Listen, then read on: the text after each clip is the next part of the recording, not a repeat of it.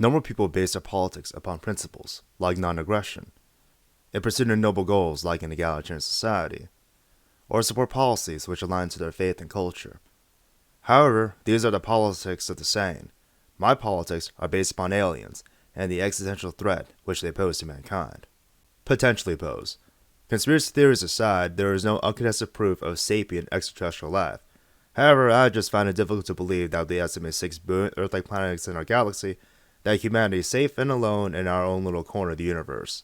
So, if aliens do exist, how am I so certain that they will be a threat? 2 words, game theory. 2 more words, prisoner's dilemma.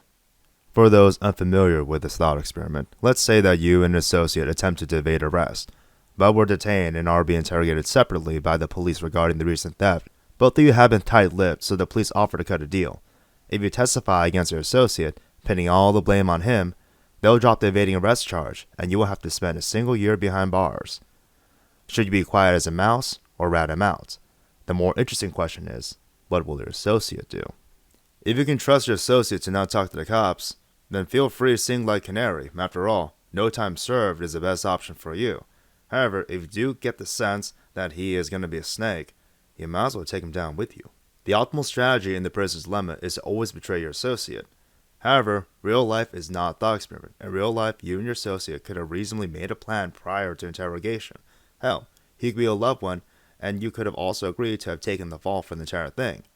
However, let's scale from prisons to planets. Here's the situation.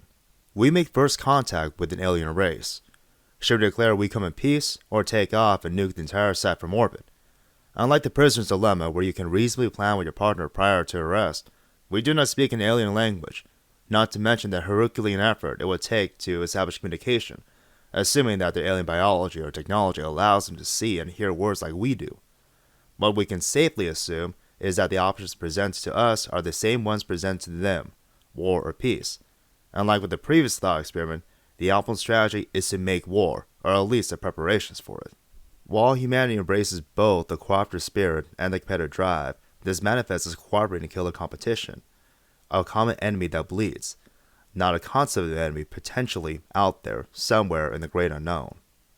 If and when this possible threat of interspecies war materializes, yes, humanity will put aside our differences, but will likely be too late, as we will all be equal in extinction.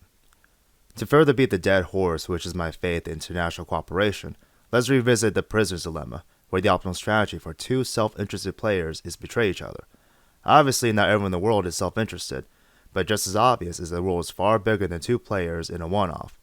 This notion that over 100 nations, thousands of tongues, and billions of people can initiate and sustain borderless altruism is as improbable as it is laughable. Just look at the number of vetoes from the 5 permanent members of the UN Security Council.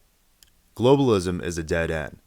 Without a common threat which we can pump full of hot lead, this leaves us with the old reliable uniting against each other. This leaves us with nationalism. Now, it may sound strange that I propose uniting against other factions of humanity as the most realistic way to save humanity, but if you would kindly indulge me in another wacky analogy, not all of us have to survive the zombie apocalypse. Alright, don't worry, I don't believe that the zombie apocalypse will happen. Because, come on, the sheer amount of genetic engineering necessary to get a contagious virus, attach prions to it, but have the prions inhibit the parts of the brain responsible for reason, but leave everything else so that your cells continue their metabolic functions. Otherwise, the zombie apocalypse is never going to make it past 28 days later.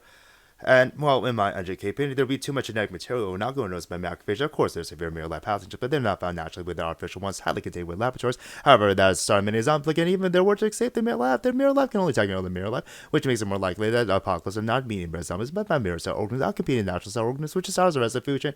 And why are amino acids on the right-hand side anyway?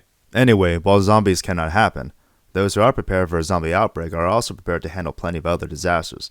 Growing your own food and purify your own water, you'll survive a supply chain disruption. Well armed and in good shape, you're better than most in a riot or an invasion.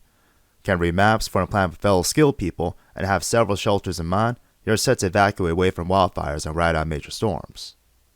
In the same vein, if there are no aliens, a strong nation still benefits us as a deterrent for national embargo, foreign invasion, domestic unrest, provides us a large economic industrial base to recover from natural disasters.